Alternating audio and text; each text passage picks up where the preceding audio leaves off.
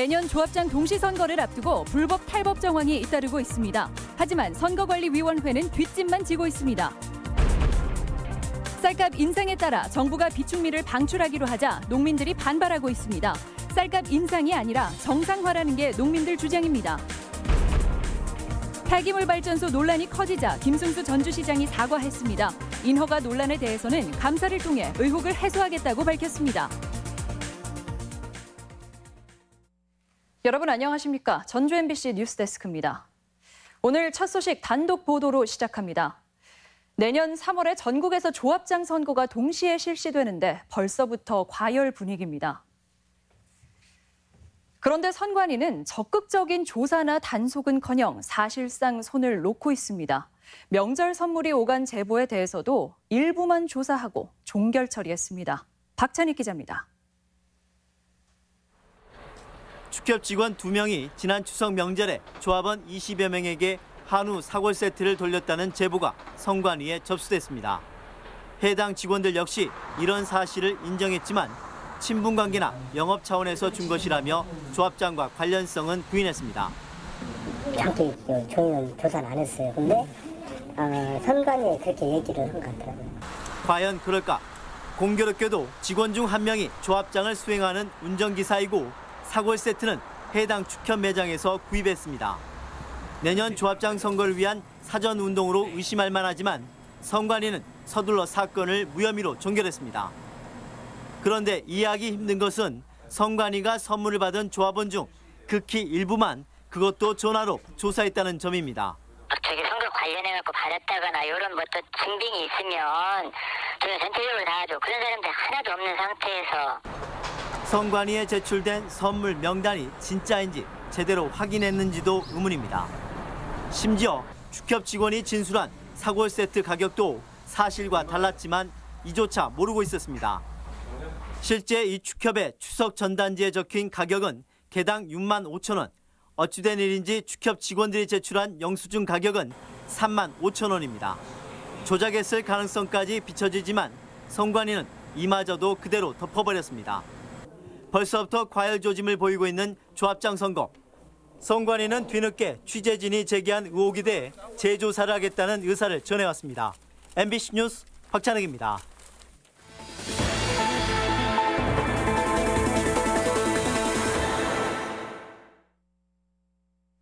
최근에 쌀값이 좀 올랐다고 하죠. 그러자 정부가 공공비축미 5만 톤을 시중에 내보내기로 했는데요. 여러분은 어떻게 생각하십니까? 이 오른 쌀값을 다시 내려야 한다고 보시나요? 농민들은 쌀값이 오른 게 아니고 이제야 정상화되고 있다고 주장하는데요.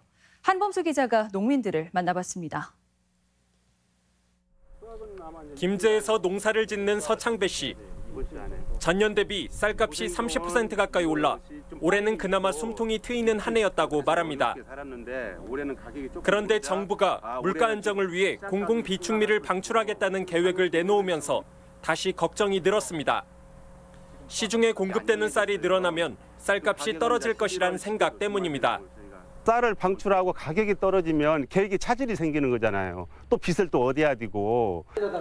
농민 박흥식 씨의 생각도 비슷합니다. 쌀값이 계속 오를 거라는 기대에 15,000톤이 넘는 벼를 팔지 않고 보관해왔는데 이제 와서 낭패를 보게 생겼다며 분통입니다. 쌀값이 이제 좀 그래도 괜찮다고 하고 생각하고 있는데 정부가 또 쌀값이 비싸다고 이렇게 내리기 위해서 박근혜 정부하고 뭐가 다른지 정말 답답하다. 지난 주말 정부는 물가관계 차관회의를 열고 올해 생산된 비축미 5만 톤을 시장에 내놓겠다는 계획을 세웠습니다. 소비자 물가가 상승하고 있는 추세에서 한 가마니당 19만 원을 넘어선 쌀값이 자영업자와 저소득층의 부담이 될 수 있다는 인식 때문입니다. 요즘에는 수학기에도 계속 가격이 오르고 있으니까 자영업자분들은 성명서도 내고 쌀값이 너무 부담된다라는 어려움을 계속 호소를 하고 있거든요. 하지만 농민들의 생각은 전혀 다릅니다.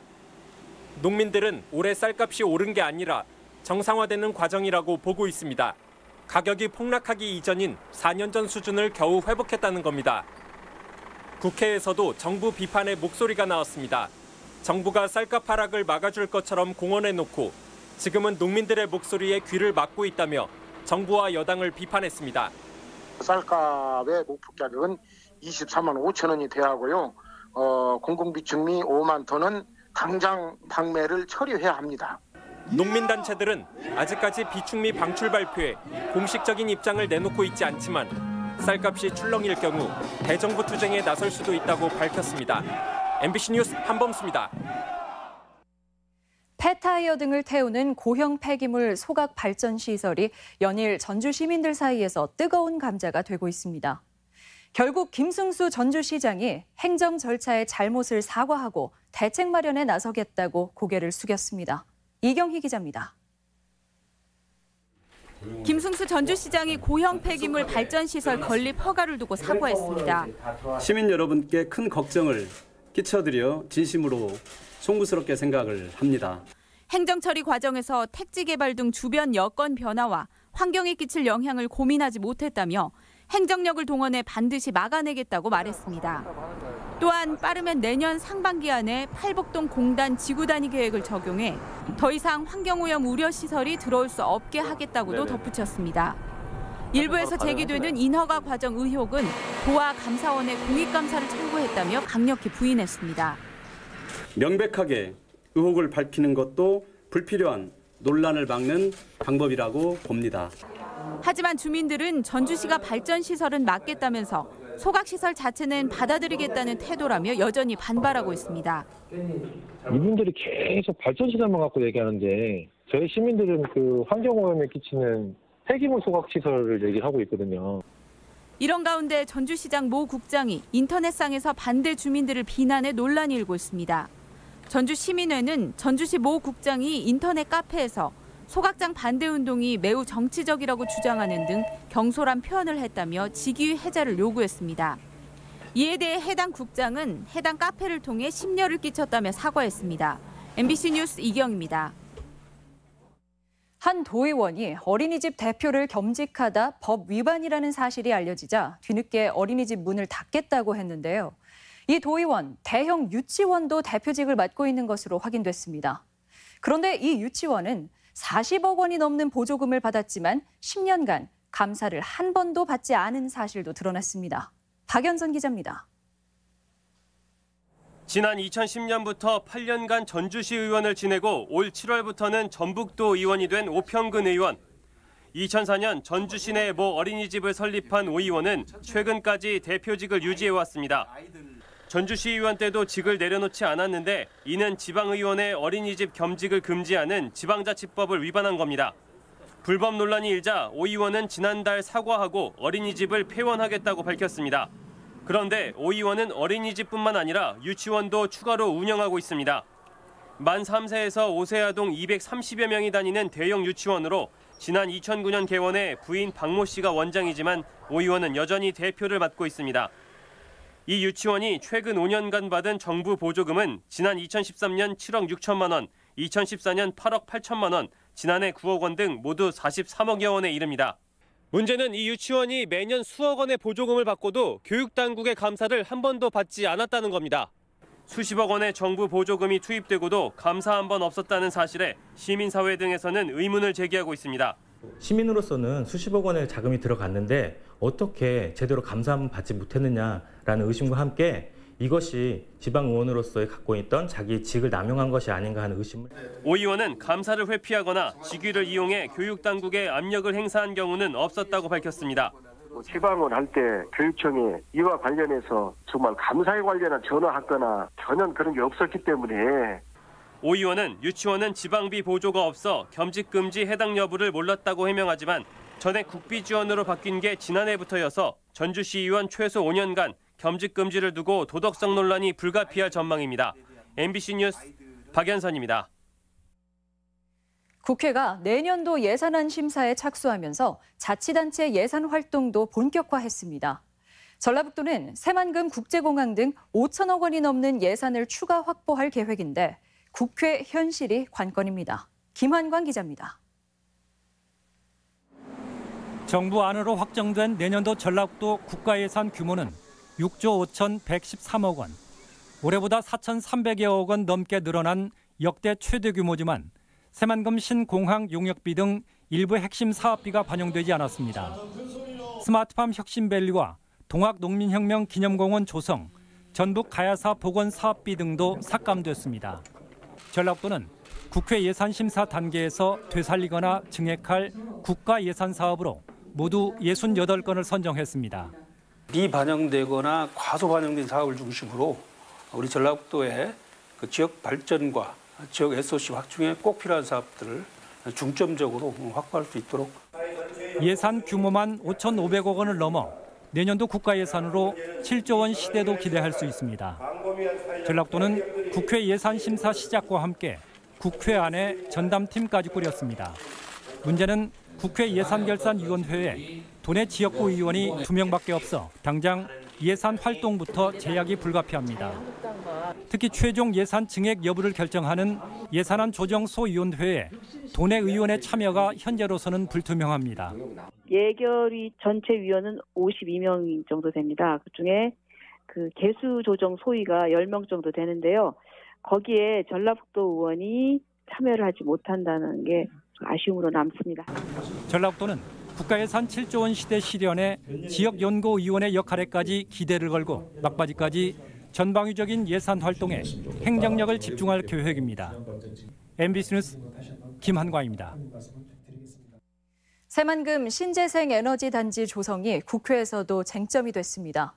조배숙 의원은 오늘 내년도 예산안 국회 예결위 종합정책질의에서 새만금 신재생에너지단지 조성은 개발계획 변경인데 공론화 절차조차 없었다며 정부의 대책을 따졌습니다. 이낙연 국무총리는 해당 부지가 개발 우선순위가 낮은 데다 규모도 적다며 앞으로 의견 수렴 절차도 진행되고 새만금 개발 계획 역시 당초 예정대로 추진된다고 답변했습니다. 오늘 저녁 6시 50분쯤 전주시 덕진동의 한 원룸 건물 2층 집에서 불이 나 64살 임모 씨가 온몸에 2도 화상을 입고 병원으로 이송됐으며 집안 내부 13제곱미터가량이 모두 불에 탔습니다. 경찰은 가스불을 켜는 순간 폭발 소리가 들렸다는 피해자의 진술을 토대로 정확한 원인을 조사하고 있습니다. 가을 낚시철을 맞아 낚시 어선들의 불법과 사고가 잇따르고 있습니다. 군산 해양경찰서는 어제 오전 8시 반쯤 군산시 옥도면 인근 해상에서 바닷길을 막고 주꾸미를 잡은 낚시어선 선장 51살 김모 씨 등 2명을 선박 입출항에 관한 법률 위반으로 불구속 입건했습니다. 어제 오전 7시쯤에는 군산시 옥도면 말도 서쪽 8.3km 해상에서 18명을 태우고 있던 8톤급 낚시어선이 추진기 고장으로 표류하다 해경에 구조됐습니다. 경찰의 집중 단속으로 도내에서 나흘간 100명 가까운 운전자들이 술을 먹고 운전하다 적발됐습니다. 전북경찰청은 지난 1일부터 나흘 동안 91명의 음주운전자를 적발하고 이 중 혈중 알코올 농도 0.1% 이상의 만취 운전자 47명에 대해서는 면허 취소 처분을 내렸습니다. 음주운전자 대부분은 유흥가와 관광지 주변에서 적발됐으며 경찰은 매주 1회 이상 동시 단속을 추진할 방침입니다. 지역에서 오래도록 가게를 운영한 소상인에게 100년 가게 현판이 수여됩니다. 전북지방중소벤처기업청은 전주의 늘채움앤 부대찌개와 탑 외국어사, 정읍의 정읍낚시, 제일스포츠, 해화당 한약방, 고창의 개미상회 등 6군데를 올해의 100년 가게로 선정하고 현판식을 진행했습니다. 중기청은 업력 30년 이상의 소상인 또는 가업을 이어받은 한우물 소상인을 발굴해 100년 이상 존속, 성장을 지원하고 있습니다. 국립공원관리공단은 변산반도 국립공원 해양생태계 조사 도중 환경부 지정 멸종위기 야생생물 2급 생물인 대추귀고등과 붉은발 말똥개의 서식지를 새로 발견했다고 밝혔습니다. 대추귀고등과 붉은말 말똥개는 서해와 남해의 민물과 바닷물이 섞이는 강하구역 등을 서식지로 삼는 멸종위기종들로 최근 개체수가 급감하고 있습니다. 익산 천만송이 국화축제가 역대 최대 관람객을 기록했습니다. 지난달 26일에 개막한 국화축제는 어제까지 열흘간 개최됐으며 올해 관람객은 지난해보다 4만 명이 늘어난 64만 명으로 대성황을 이뤘다고 주최 측이 밝혔습니다. 특히 특별 전시장 유료화와 농특산물 판매 부스가 농가 소득 증대에 기여한 것으로 분석됐습니다. 올해 마지막 자전거 대행진이 열립니다. 전주시는 오는 10일 5번째 자전거 행진 행사를 마련하고 전주시청 노송광장부터 공구거리와 전주천 자전거길을 거쳐 전주천 자전거 놀이터로 돌아오는 20km에서 자전거 행진을 펼칩니다. 이번 행사 참여를 위해 안전모를 반드시 착용해야 하며 자전거 점검과 정비 서비스도 제공됩니다. 전주지방법원은 불특정 여성을 상대로 강도 행각을 벌인 혐의로 기소된 58살 A씨에 대한 선고 공판에서 피해자가 고통을 겪고 있고 재범 가능성도 높다며 징역 12년을 선고하고 10년간 위치 추적 장치 부착을 명령했습니다. A씨는 지난 4월 전주 시내 모 치과에서 일면식이 없던 40대 여성 B씨의 가슴을 흉기로 찔러 전치 6주의 상해를 입혔습니다. 전라북도의 보조금 지급과 집행에 부실 논란이 제기되고 있습니다. 도의회 최영심 의원은 전라북도가 지난 4년간 대중교통단체에 1억 1천만 원이 넘는 보조금을 지급하면서 증빙 서류 누락 등 부적절한 집행을 묵인했다며 비판했습니다. 전북권 뉴스였습니다.